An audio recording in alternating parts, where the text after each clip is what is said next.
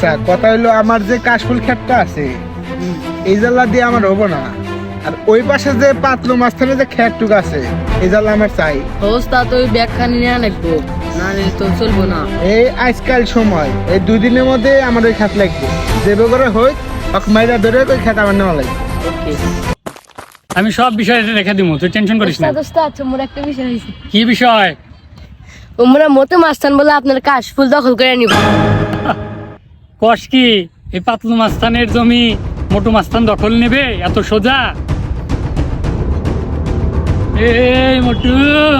এই মোটু মাস্তান, তুই আমার জায়গা দখল করতে চাস? তোর এত বড় স্পর্ধা?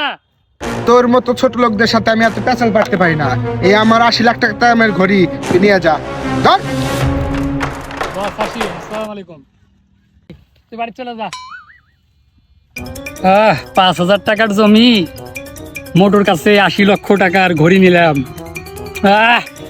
মোটু